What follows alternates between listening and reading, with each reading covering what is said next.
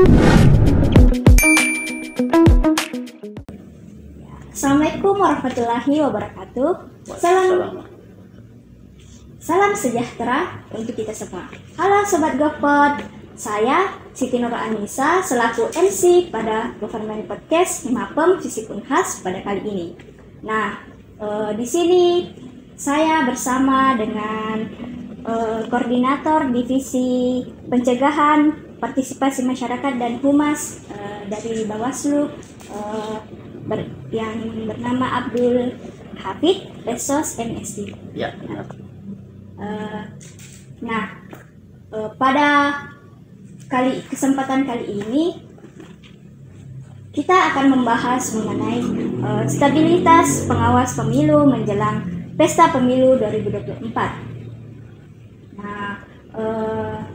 Mungkin sebelum itu saya mau tanya Bapak, kabarnya bagaimana hari ini? Ya, alhamdulillah kabar hari ini baik-baik dan sehat-sehat. Saya berharap teman-teman juga semua sehat-sehat dan para pemirsa. Alhamdulillah. Dan sekadar informasi, beliau salah satu alumni dari Fisip Unhas. Dan pernah menjabat sebagai Ketua BEM Fisip Unhas pada tahun 2005. Ya. Mungkin bisa diceritakan sedikit bagaimana? Oh ya, jadi saya alumni Unhas, tepatnya di jurusan Antropologi, masuk tahun 2001 untuk S1, kemudian sempat menjadi Ketua BEM Fisip Unhas tahun 2005-2006. Di situ juga merangkap sebagai koordinator forum BEM Unhas pada waktu itu 2005-2006, karena pada waktu itu belum ada BEM tingkat universitas. Saya selesai di tahun 2008, kemudian lanjut lagi S2 di tahun 2010 dan selesai 2014. Maksimal semua, artinya S1 7 tahun, S2 hampir 4 tahun, jadi agak lama memang di kampus. Iya. Ya. Itu mungkin sekedar profil gambaran saya. Ya, mungkin saya ingin tanya nih kepada Bapak mengenai Bawaslu di Kota Makassar ini. Terkait dengan mungkin ada teman-teman yang belum tahu ini tentang tugas dan fungsi dari Bawaslu itu sendiri. Mungkin saya bisa tanyakan kepada Bapak. Baik, sebenarnya tugas dan kewenangan Bawaslu itu sendiri sebenarnya tertuang dalam Undang-Undang 7 tahun 2017 tentang pemilu, di mana memang ada bab khusus untuk penyelenggara pemilu. Tapi kalau saya jelaskan secara keseluruhan kayaknya panjang, saya cukup mengambil saja poin-poin pentingnya, bahwa sebenarnya tugas dan kewenangan Bawaslu itu adalah bagaimana mengawasi semua proses tahapan pemilu, termasuk yang akan datang ini pemilu tahun 2024 dan pemilihan kepala daerah serentak 2024 itu. Jadi mengawasi, tapi langkah yang harus dilakukan pada saat melakukan pengawasan adalah melakukan pencegahan. Pencegahan ini tentu adalah menjadi kewenangan Bawaslu, karena kita tentu menghindari hal-hal yang tidak diinginkan. Tapi jika sudah dilakukan pencegahan dan tetap terjadi sesuatu hal yang tidak diinginkan, anggaplah pelanggaran-pelanggaran yang ada dalam pemilu itu, ya tentu kita harus tindaki. Itu sebenarnya. Jadi kata kuncinya sebenarnya awasi, cegah, tindak. Itu yang paling penting sebenarnya. Poin pentingnya dari semua yang ada. Jadi tugas kewenangan Bawaslu. Selanjutnya begini, kita sedang berada dalam masa untuk menyambut pesta pemilu di 2024. Ya, mungkin ada bisa dijabarkan bagaimana persiapan dari Bawaslu itu sendiri dari Kota Makassar dalam menyambut pemilu 2024 pasca pandemi ini. Baik, sebenarnya tahapan pemilu ini sudah berjalan, sudah mulai. Jadi dia mulai launching kemarin di Juni 2022, karena tahapan pemilu itu agak panjang. Jadi ini sudah masuk tahapan, dan sekarang ini masuk tahapan pendaftaran dan verifikasi calon peserta pemilu, dalam hal ini partai politik. Jadi sudah masuk. Jadi persiapan-persiapan itu sebenarnya tentunya sudah disiapkan dari awal sebelum masuk launching itu, yang di launching oleh KPU RI.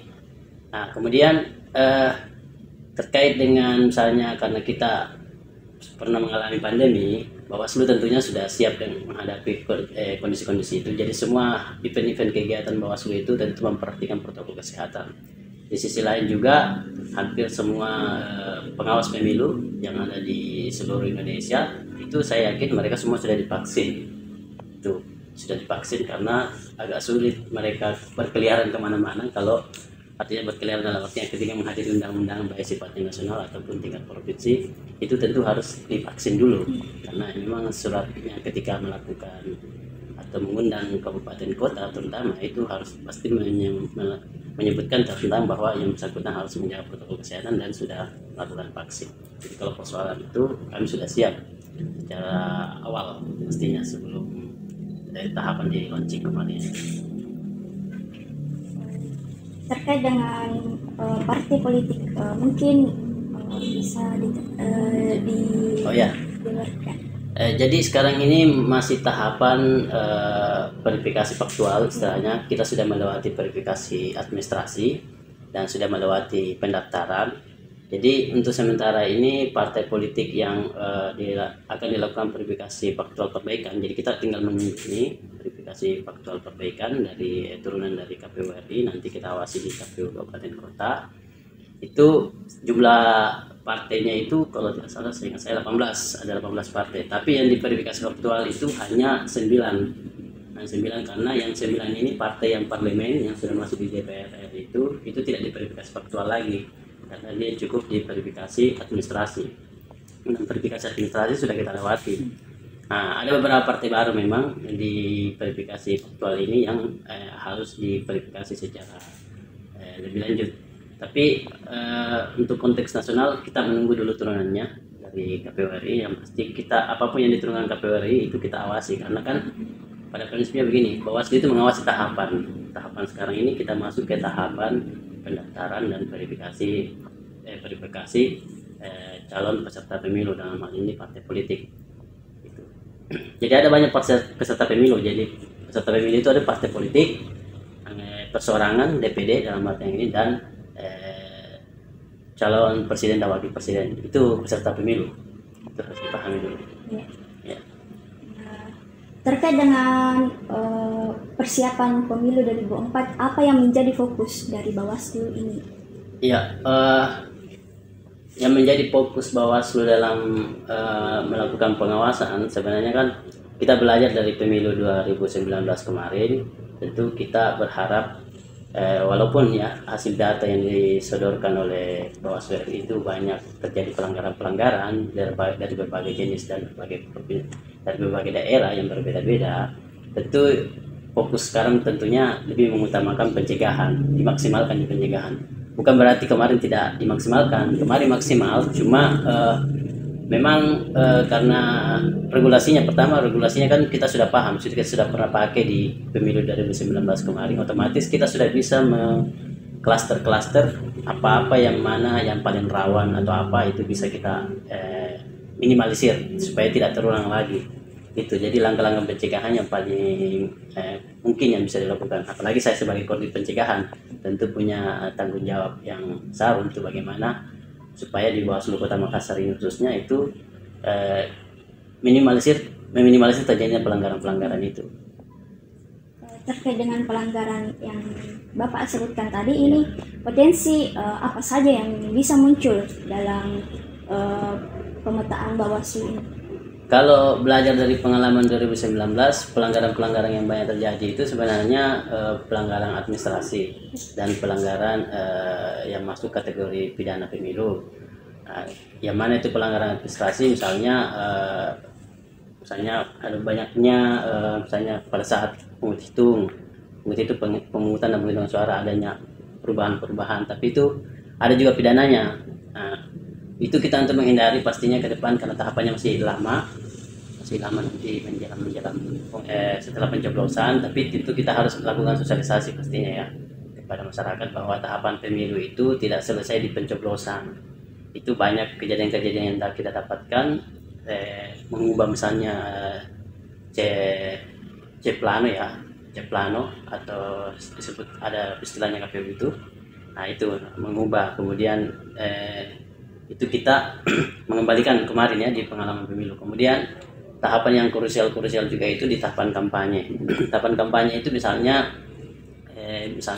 melibatkan pihak-pihak yang tidak harusnya dilibatkan di kampanye, misalnya anggaplah pelibatan anak-anak, kemudian pelibatan ASN yang mestinya netral. Mereka boleh ikut, tapi kan tidak boleh menyuarakan misalnya ASN ya, ASN ini. Kemudian terkait politik uang. Sebenarnya politik uang ini di kampanye itu sebenarnya kampanye itu kan ada memang kos politik. Ini harus dipahami, kampanye itu harus ada kos politik, tapi ada standar yang disebutkan biasanya di dalam kampanye itu. Nah, kalau melebihi itu yang akan menjadi sasaran dari pengawas pemilu, supaya kos-kos politik itu tidak melebihi dari yang sudah ditetapkan. Nah, karena kalau dia ditetapkan maka itu dianggap kategori politik uang. Tapi yang rawan itu kalau terkait politik uang biasanya di minggu-minggu tenang. Ada masa minggu tenang memang 3 hari sebelum menjelang pencoblosan. Itu kita harus awasi dengan baik, karena itu langkah yang paling biasa dilakukan di tahun kemarin itu adalah melakukan patroli pengawasan. Itu, dan ada banyak sebenarnya yang bisa dilakukan pengawas pemilu itu, bagaimana mengantisipasi. Yang paling memang harus dilakukan ya sosialisasi yang masif kepada para pemilih. Jadi langkah yang diambil Bawaslu dalam menghadapi tindakan manipolitik itu di masing-masing daerah. Ya. Jadi kejadian politik uang itu sebenarnya yang krusialnya ya yang terjadi itu di tahapan-tahapan kampanye dengan tahapan-tahapan pemilu tenang dan pasca pencoblosan itu tadi yang saya sebutkan, pungut hitung. Dan target-targetnya ini biasanya beda. Kalau di tahapan kampanye tentunya targetnya adalah pemilih, kan pemilih, dan di masa tenang itu. Tapi di masa pungut hitung setelah pencoblosan targetnya pasti penyelenggara. Itu kita harus antisipasi, karena politik uang itu kan bukan hanya berbicara kepada diperuntukkan untuk para antara peserta dan pemilih, tapi untuk penyelenggara juga. Itu yang harus dipahami, karena pasca pencoblosan pengalaman kita di pemilu 2019 itu ya banyak kita dapat info bahwa ada penyelenggara yang menerima sogokan atau apa, tapi itu kan politik uang sebenarnya, jadi target-targetnya itu berbeda. Nah itu yang paling gampang kalau politik uangnya nanti di masa-masa kampanye. Kalau di tahapan-tahapan sekarang belum ada misalnya pendaftaran data yang seperti itu belum ada. Itu yang mesti dipahami. Terkait dengan penyelenggara pemilu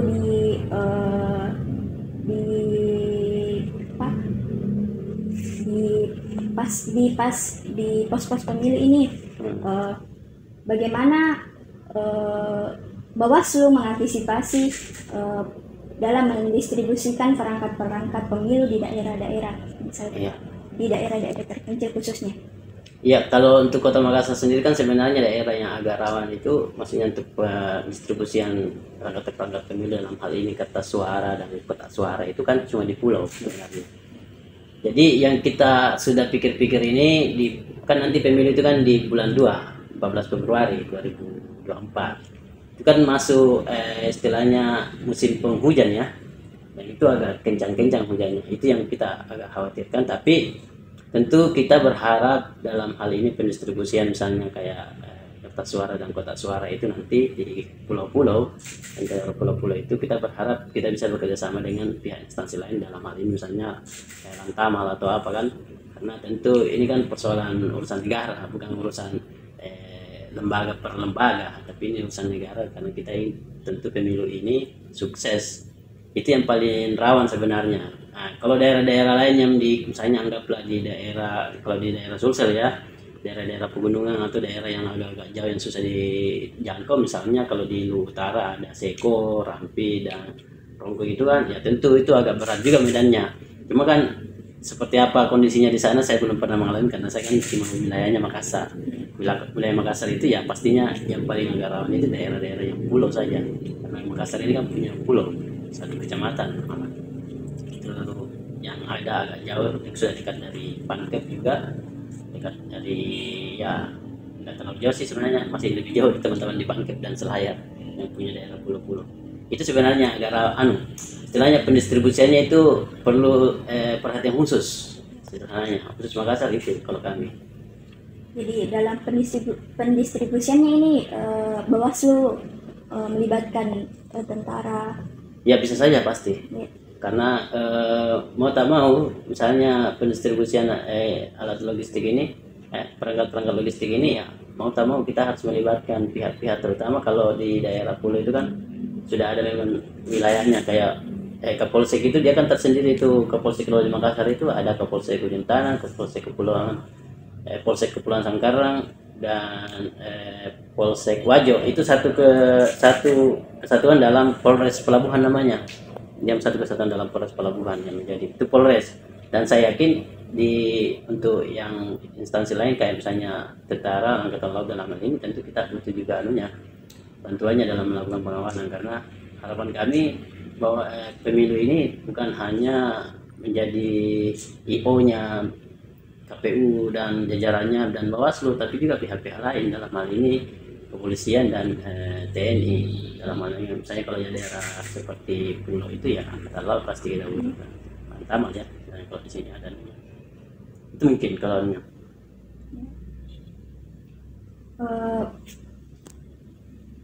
Bawaslu ini melibatkan Tantamal dan Kapolsek dalam mengantisipasi gangguan keamanan yang mengganggu penyelenggaraan pemilu. Ya. Kalau misalnya contohnya di daerah-daerah yang rawan konflik seperti Papua dan Poso itu, bagaimana? Apakah ada ekstra dari Bawaslu, pengawasan ekstra dari Bawaslu? Ya, kalau berbicara secara nasional pastinya ya, terutama di Papua dan Poso, tentu mereka dalam hal ini polisi dan tentara itu pasti punya peran-peran di situ, karena biar bagaimanapun semuanya punya kewenangan melakukan pengawasan, maksudnya menjaga stabilitas bahwa pemilu ini bisa berjalan dengan baik dan sukses.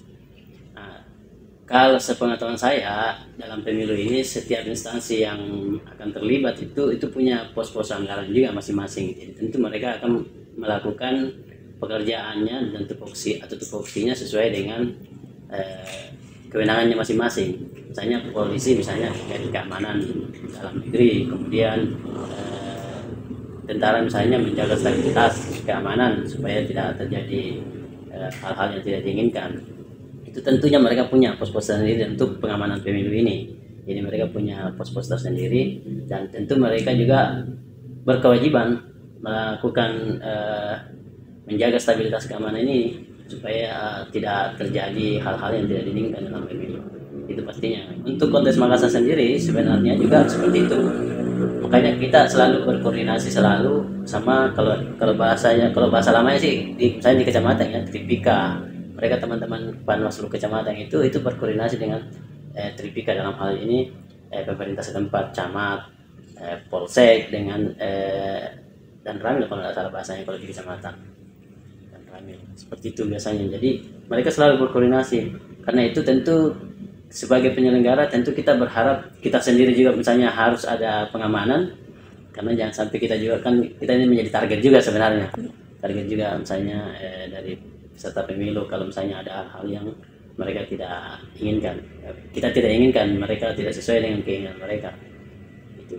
Jadi tentunya semuanya misalnya ke dalam pengamanan itu semuanya terlibat sebenarnya. Jadi tidak melepas begitu saja kepada penyelenggara untuk istilahnya menjalankan semuanya itu, tapi harus melibatkan semua, karena memang ada pos-pos anggaran mereka juga masing-masing pengamanan. Itu mungkin. Kemarin saya scroll media sosialnya Bawaslu ini, katanya Bawaslu buka pendaftaran untuk Panwascam. Ya. Jadi kalau untuk pendaftaran Panwascam sudah selesai. Sekarang ini yang agak dekat-dekat ini pendaftaran panitia pemungutan PPK istilahnya. Panitia pemungutan kecamatan PPK. Jadi sekarang ini masuk PPK itu sebenarnya jajarannya KPU. Pendaftaran PPK ini. Jadi dia jajarannya KPU. Dan sementara ini lagi mungkin sosialisasi. Kalau untuk Panwaslu kecamatan sudah terbentuk. Jadi mereka semua sudah berjalan. Nanti akan di pendaftaran PPK ini kami akan mencari tahu semua informasi-informasi siapa-siapa yang akan mendaftar PPK, karena ini menjadi pengawasan kita juga sebenarnya, karena jangan sampai ada orang-orang yang tidak memenuhi syarat mendaftar tapi jangan sampai diloloskan oleh teman-teman KPU.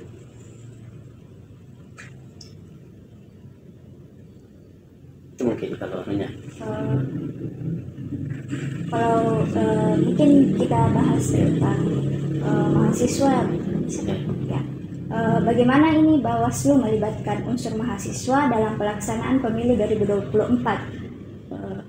Jika ada kerjasama atau pelibatan mahasiswa di sini dalam bentuk apa? Saya koreksi tadi, panitia pemilihan kecamatan PPK ya, bukan panitia pemungutan kecamatan. Sorry, panitia pemilihan kecamatan. Biasa karena kita terbiasa menyingkat. Kalau dalam hal pelibatan mahasiswa sebenarnya kami sangat terbuka kepada siapapun, makanya dalam bentuk pengawasan partisipatif namanya.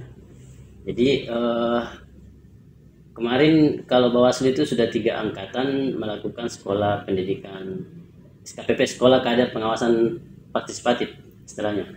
Jadi itu melibatkan sebenarnya yang mau ikut terlibat dalam SKPP itu adalah mahasiswa-mahasiswa. Karena kalau tidak salah ada batas umur yang mungkin disiapkan, seingat saya 21 kalau tidak salah itu, tapi sebenarnya itu terbuka untuk siapa saja dan terserah itu maksimal umurnya setahu saya tidak ditentukan itu SKPP ini. Nah itu sudah Bawaslu itu sudah punya alumni 3 angkatan, jadi dimulai dari tahun 2019, 2020, kemudian 2021. Kemudian yang di 2022 ini baru-baru dilaksanakan lagi, tapi untuk kabupaten kota yang belum dilaksanakan di 2021 karena kemarin 2021 kan keterbatasan anggaran. Adapun bentuk-bentuk keterlibatan lainnya itu teman-teman mahasiswa bisa misalnya ya bagi yang aktif di organisasi-organisasi itu bisa baik yang eksternal atau internal bisa mendaftarkan diri untuk jadi pemantau pemilu misalnya. Untuk yang organisasi eksternal misalnya kayaknya saya sebut saja PBHMI, PMI, GMNI dan lain-lainnya itu saya yakin kemarin kan mereka sudah mendaftar sebagai pemantau pemilu. Jadi tentu teman-teman yang aktif di organisasi eksternal ini itu bisa melakukan pemantauan terhadap semua tahapan-tahapan pemilu itu. Tapi sebelum melakukan ini tentu perlu mendaftarkan dirinya dulu secara kelembagaan supaya terupdate. Kayak misalnya kayak organisasi kayak yang saya sebutkan tadi itu kan sudah terdaftar pada prinsipnya, cuma perlu diupdate mungkin akreditasinya. Karena ada pemantau itu kan bukan hanya lembaga-lembaga pemantau memang yang aktif dan konsentrasi pemiluan, tapi lembaga pemantau pemilu itu bisa dari organisasi kemahasiswaan dan pemuda sebenarnya.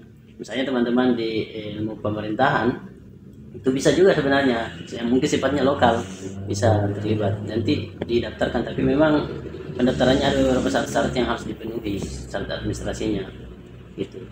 Apalagi kalau setahu saya kan kayak sospol ini ya bisa mungkin menggunakan tingkat fakultas atau apa lebih besar, itu mungkin. Jadi keterlibatannya boleh, sangat bisa. Tapi kalau istilahnya pemantau dalam hal bukan menggunakan lembaga perorangan bisa juga, tapi konsekuensinya kalau perorangan tentunya kalau ada hal-hal yang didapatkan di lapangan pelanggaran tentu melapornya juga perorangan, bisa dilaporkan ke Bawaslu itu.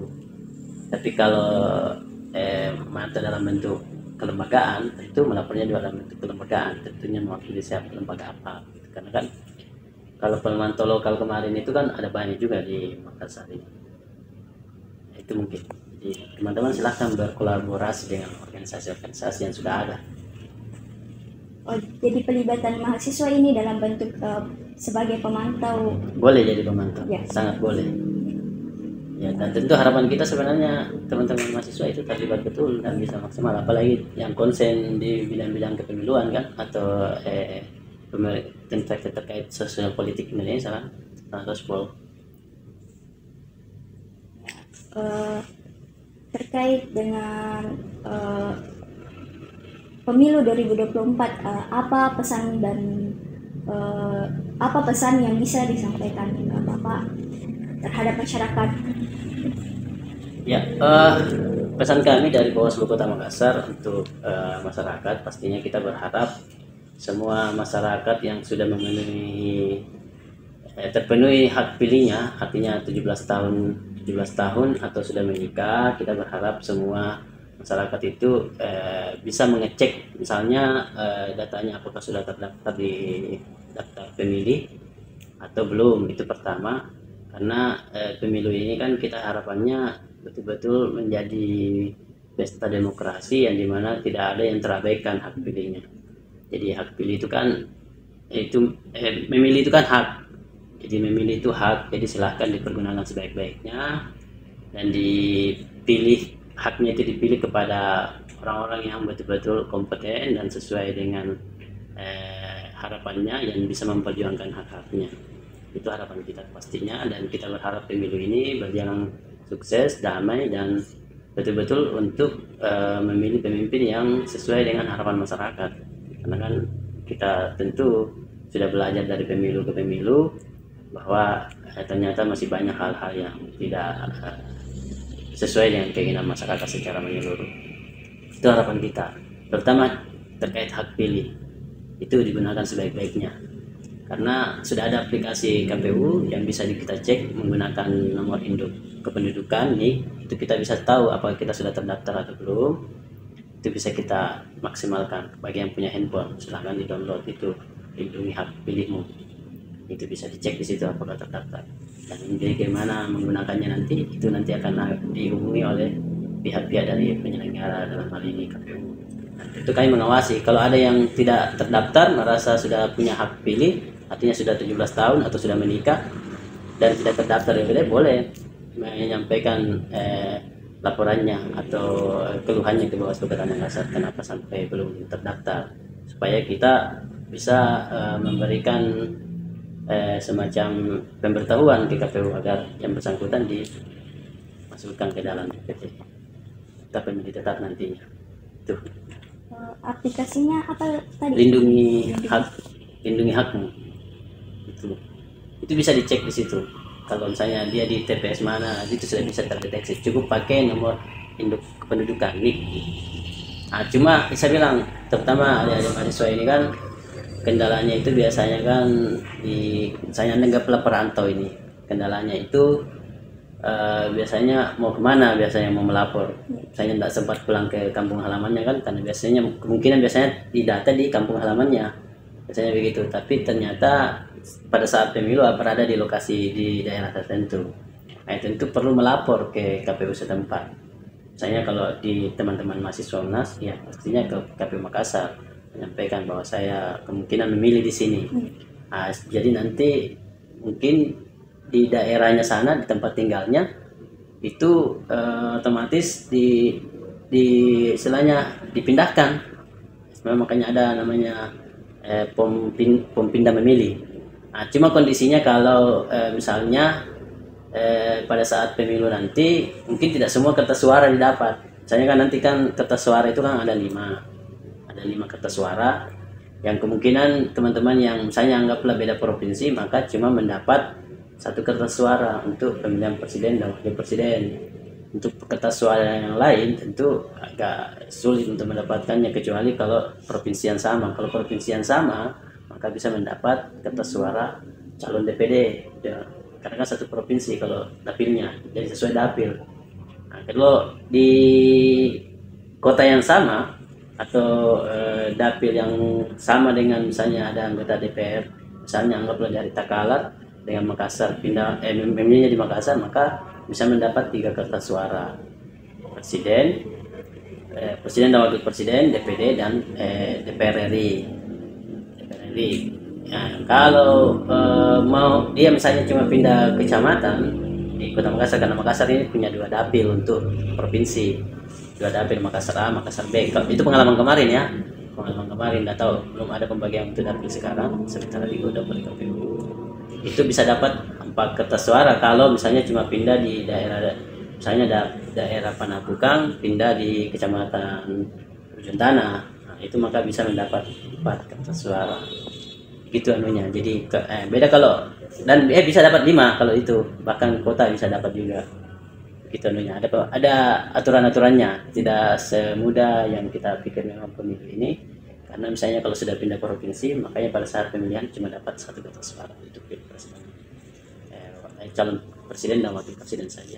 Terakhir ini Pak, bisa satu kata mewakilkan pemilu 2024. Ya, kita berharap pemilu 2024 ini bisa berjalan sukses, aman dan damai, dan terpilih pemimpin-pemimpin dan wakil-wakil kita di DPRD provinsi dan DPRD kota dan DPD itu betul-betul orang yang bisa menjalankan amanah. Sekian dari saya. Ya, itu tadi pembahasan dari Bapak terkait dengan persiapan Bawaslu menyambut pesta pemilu 2024. Nah, untuk menyambut pesta pemilu 2024 sekarang ini telah di tahapan pendaftaran, Pak? Ya, pendaftaran dan verifikasi Pendaftaran calon peserta partai politik, calon peserta pemilu.